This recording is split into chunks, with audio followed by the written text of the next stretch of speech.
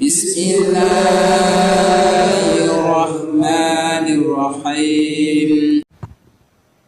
Assalamualaikum warahmatullahi wabarakatuh. Alhamdulillahi rabbil alamin.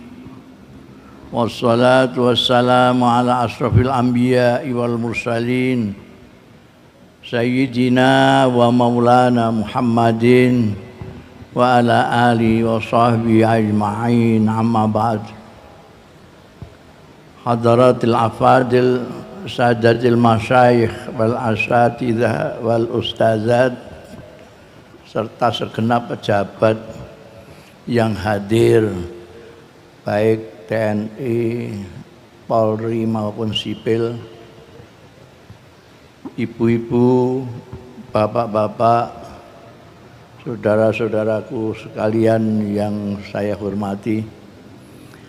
Pertama-tama saya harus memanjatkan puji syukur kehadirat Allah Subhanahu wa Ta'ala yang telah memperkenankan saya pada hari ini sowan untuk ikut bersama-sama panjenengan semua.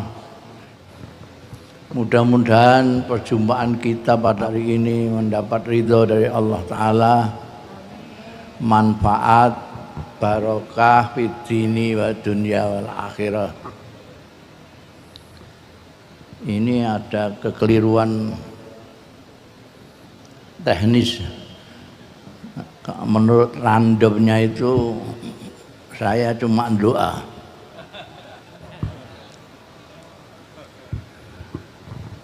Jadi tapi tidak apalah, padha dulure dhewe. Saya cuma ingin ngajak Anda sekalian untuk bersyukur. Lu syukur kok ngajak. Ngusul syukur kok dadak diajak barang. Soalnya banyak yang tidak bersyukur. Banyaknya orang yang tidak bersyukur itu karena tidak menyadari adanya anugerah. Orang yang tidak menyadari adanya anugerah, adanya nikmat dari Tuhan, maka ya tidak bersyukur. Misalnya kita hampir tidak pernah ada yang mensyukuri bahwa kita bisa bernapas setiap saat. Seolah-olah itu bukan nikmat yang besar. Saya punya kawan yang tidak pernah sakit, seperti Firngon. Pening kepala saja tidak pernah. Tiba-tiba saya mendapat kabar beliau di ICU, perawatan yang darurat sekali. Maka saya segera pergi ke Jakarta untuk menengok. Setelah boleh ditengok, saya jumpai pertama kali yang diucapkan itu, wah Gus, ternyata bernapas itu nikmat sekali. Batinku mengandani sopo. Dia baru menyadari karena penyakitnya tidak bisa bernapas, sesak napas. Jadi bersyukur itu menghajatkan adanya kesadaran bahwa mendapat anugerah.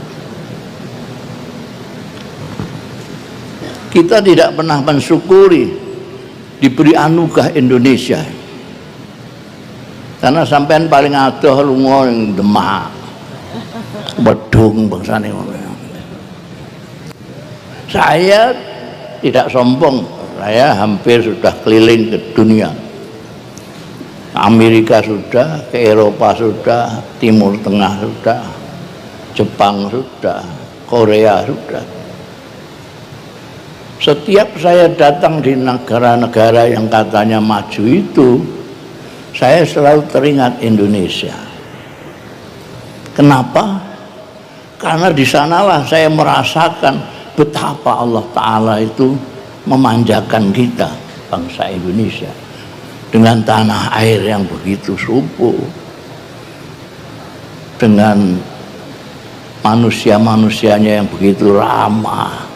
Sampai itu datang di Magelang, di Jawa Tengah ini, sampai di mana saja, di desa-desa itu. Nanti sampai ketemu di Tegalan, apa di pinggir kali, orang yang tidak kenal sama sampean itu, dia akan menegur sampean. Tindak pundi, sangat ramah sekali. Dan itu tidak akan kita jumpai di negara-negara lain. Keramah taman. Makanya kita, bangsa Indonesia itu dikenal sebagai bangsa tersenyum. Konon kabarnya di Singapura itu, untuk supaya rakyatnya bisa tersenyum, itu menghabiskan anggaran banyak sekali untuk latihan senyum. Ketemu orang senyum. Jadi sekarang kalau sampai ke Singapura, orangnya ramah-ramah seperti orang Indonesia. Di Indonesia tidak pernah latihan itu. Langsung orangnya ramah-ramah dengan sendirinya. Ini adalah anugerah dari Allah Subhanahu wa Ta'ala. Sampai ada nyanyian itu Pos-pos itu apa ya? Bukan lautan, bukan apa itu? Ndak nandur, ndak apa itu, tukul sesuatu. Akarnya saja bisa dibuat gedhok, bayangkan. Akar kok bisa digawe gedhok, ini enggak Indonesia enggak ada ya. Masya Allah.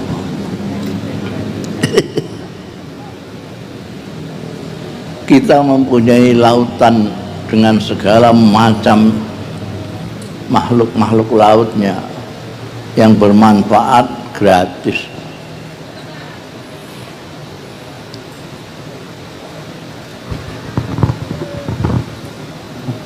Kita harus bersyukur. Dulu Grand Sheikh Azhar itu lembaga pendidikan terbesar di Mesir, dan apa namanya, Syekh Al-Azhar, Syekh Azharnya sendiri itu, Grand Syekh itu, dia yang menunjuk Menteri Agama. Jadi anunya tinggi sekali. Waktu itu Syekh Shaltut namanya, ketika berkunjung ke Indonesia, jalan-jalan sampai ke taman, ke Bogor, segala macam. Beliau kelakarnya, memang orang Mesir itu terkenalnya kelakarnya dan mubalaghahnya. Mubalaghah itu kalau bahasa anak sekarang lebih. Mubalaghah itu lebih bahasa anak sekarang. Begitu dia bawa ke Bogor, lihat, wah, ini jangan-jangan orang Indonesia nanti kalau di surga tidak kaget. Itu guyonnya dia begitu, tidak kaget. Mereka namanya jannah, itu artinya semuanya surga, kayak kebun, kayak taman itu. Makanya disebut taman sari surga itu ya, jannah. Beliau tercengang-cengang. Soalnya di Mesir sana, kecuali yang di pinggir Nil, itu hanya ada pasir tok. Yang bisa tukul ya yang di pinggir-pinggir kali Nil tok. Akhirnya enggak bisa. Dan kita di mana-mana, bahkan tidak nandur pun tukul sendiri. Tur iso dipangan. Orang mau dipangan pedus tok. Dipangan sing duwe wedhus barang. Luar biasa. Nah, kita karena tidak menyadari bahwa itu merupakan anugerah dari Allah Subhanahu wa taala, yang mungkin orang-orang luar Indonesia kalau sampai di Indonesia ngiri betul. Ini kok ada negara yang kayak begini, hebatnya, suburnya, orangnya kok begini ramahnya, nggak kenal barang nyopo, kenal nggak kenal mesem. Malah orang Indonesia itu lucunya, nek ana wong asing terus semenenge ra karo bangga nek iso foto karo wong asing. Orang asing itu apa namanya dihormati sebegitu rupa.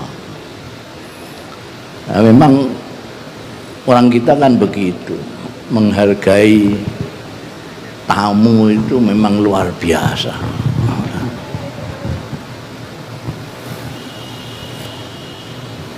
Kita itu jarang bersyukur, kita diberi Indonesia itu jarang bersyukur.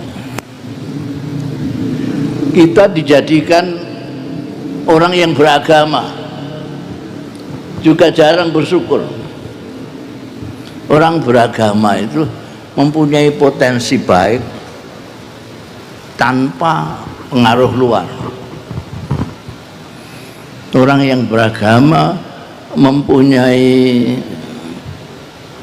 nurani yang hidup karena agamanya itu. Dikandani wong, ora dikandani wong, itu sebetulnya orang yang beragama itu bisa menjadi baik karena nuraninya hidup. Kalau nurani itu terlalu dianggurkan itu apa? Dibiarkan tidak berfungsi, maka lama-lama nurani itu jadi mati rasa.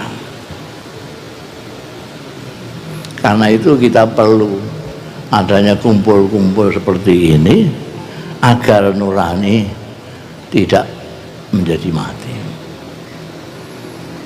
Kalau nurani kita tetap hidup dan kita beragama, maka kita tidak harus hanya menerima pengaruh baik dari luar saja, karena kita mempunyai potensi mempengaruhi baik kepada orang luar justru. Ini harus kita syukuri juga. Alhamdulillah kita jadi bangsa Indonesia. Pertama kali alhamdulillah kita jadi manusia dulu. Ini jarang-jarang kita mensyukuri juga. Kita diciptakan Allah jadi makhluk yang namanya manusia. Itu luar biasa. Allah Ta'ala itu menciptakan makhluk itu ada yang tidak bisa apa-apa sama sekali. Kayak batu pasir bang, kita saduk-saduk bareng wis meneng ae. Lundang-lundung suatu itu meneng ae. Kemudian ada yang lebih atau dosa, tanam-tanaman. Tanam-tanaman itu tidak bisa ngomong, tidak bisa menyampaikan aspirasi, tidak bisa menyampaikan perasaan, tapi sebetulnya dia berperasaan. Dia punya pikiran. Kalau nggak percaya, sampai kalau punya pohon jambu atau mangga misalnya, coba sampai siksa orang-orang udan orang itu sampai pacak-pacak ini. Nanti dia macet, tidak akan membuahkan bunga saja, tidak akan keluar. Coba aja. Saya itu punya pohon mangga itu tidak peduli musim, buah diambil, bunga lagi, buah diambil. Kenapa?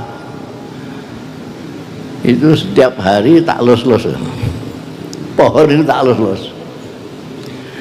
Jadi asal usulnya saya itu membaca buku penelitiannya orang Amerika terhadap tumbuh-tumbuhan, dan itu saya praktekkan, ternyata betul. Jadi dia mempunyai perasaan, mempunyai pikiran, cuma tidak bisa mengungkapkan perasaan dan pikirannya itu. Saya pernah mencoba di depan rumah saya tanduri kelapa, 2 kelapa. Yang satu yang saya lewati ketika saya ke musola itu selalu saya lus-lus, kadang-kadang saya tanya apa kabar ya. Ya Allah, itu buahnya itu luar biasa, buahnya luar biasa. Ketika saya ceritakan orang rumah, istri dan anak-anak saya, terus mereka itu terus ngelus-ngelus yang satu, karena yang satu ini enggak, belulu aja enggak ada. Setelah mendengar cerita saya bahwa yang sebelah wetan itu tak elus-elus, mereka ngelus-ngelus yang kulon. Percaya tidak percaya, itu juga lalu luar biasa.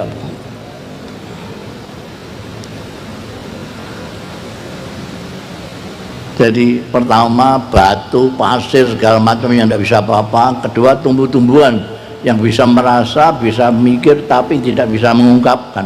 Yang ketiga bisa berperasaan, bisa berpikir, bisa mengungkapkan pikiran dan perasaannya tapi tidak sempurna. Kambing yang induknya kita sembelih waktu korban itu cempe anaknya itu mbek. Itu kalau pakai bahasa manusia, ya Allah, malah orang tuaku disembelih gitu. Tapi karena dia tidak sempurna mengungkapnya mbek, karena dia senang ya mbek, susah ya mbek, terbatas kan. Kalau sampean punya pari, sampean PP terus ada pitik, sampean gus, sampean kuat, jangan gusah tok, sampean sawat batu.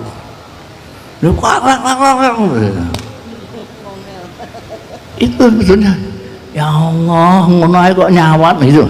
Sebetulnya, tapi dia terbatas kemampuan menyatakan. Dan Allah menciptakan kita melebihi sebagian besar makhluk-makhluknya. Diberi perasaan, diberi pikiran, diberi kemampuan untuk menyampaikan perasaan dan pikiran detail sekali, menyampaikan pikiran perasaannya detail sekali. Semakin orang itu pinter, kosakatanya banyak, semakin dia mampu menyatakan apa yang dirasakan dan apa yang dipikirkan. Itu luar biasa. Itu yang kita perlu syukuri. Diciptakan jadi manusia, diciptakan jadi orang Indonesia, diciptakan menjadi orang beragama, diciptakan menjadi umatnya Nabi Muhammad sallallahu alaihi wasallam, pemimpin agung yang kita jadi apapun bisa meneladani, karena kebetulan memang dibikin oleh Allah Ta'ala ya. Pemimpin kita itu, pemimpin agung kita Nabi Muhammad sallallahu alaihi wasallam itu pernah menjadi apa saja, mulai dari angon wedhus sampai kepala negara, jadi pengusaha, jadi pedagang, jadi apa saja.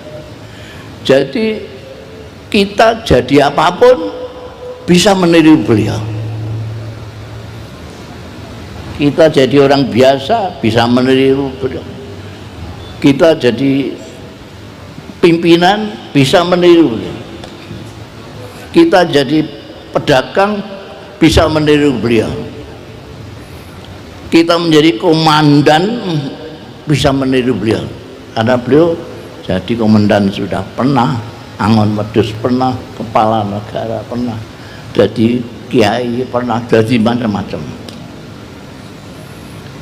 Ini yang perlu kita syukuri itu.